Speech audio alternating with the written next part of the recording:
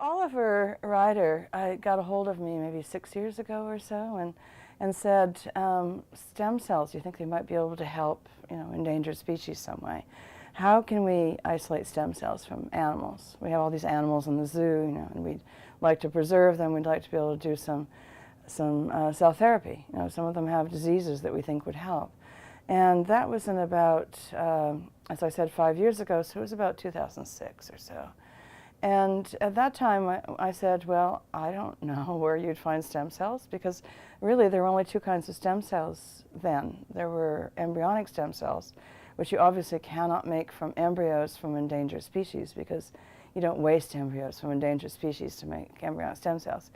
And then adult stem cells, which are sort of useful, but not really very reliable, or there's not a really broad use for them.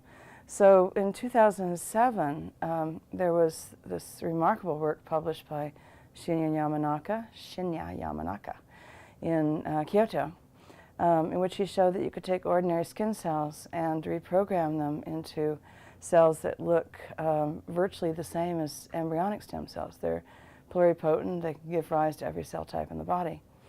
And so it didn't occur to us right away that there was a synergy here. But Oliver invited us to have a conference to talk about stem cells over at the zoo.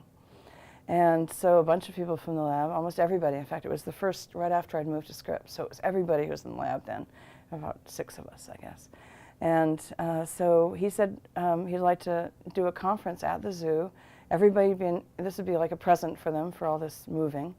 And and we'd have a little conference. And so we did a safari. We all got in the back of a truck. And we went around the wild animal park and looked at all the animals. Then we went, by the time we got back to the center there, their research center, we thought, reprogramming. I mean, it's obvious. You guys have this huge collection of frozen skin samples, and we know how to turn them into pluripotent stem cells. We just learned this, literally just months ago.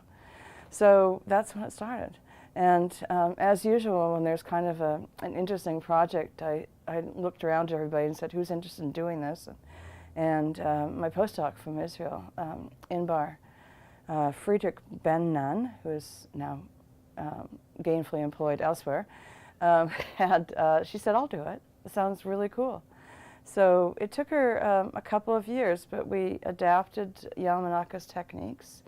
We got skin cells from a couple of animal species in the zoo. We chose animals that we chose 2 animals. One was a primate, because we thought, sort of like humans, it might work. And then that was our backup plan. And then our really go-for-it species was the northern white rhino, because there are only 8 of them left in the world. So we figured we're just going to see whether we can adapt these techniques to work. And after 2 years of lots of work, we got it to work. And we made induced pluripotent stem cells from 2 animals. They're both endangered. The drill monkey is down to just a few thousand animals, and its habitat's virtually completely destroyed in Nigeria and Congo, where there's a lot of war. And the breeding populations mostly exist in zoos now. But the northern white rhino, by the time the paper was published this year, there are only 7 individuals left of this species.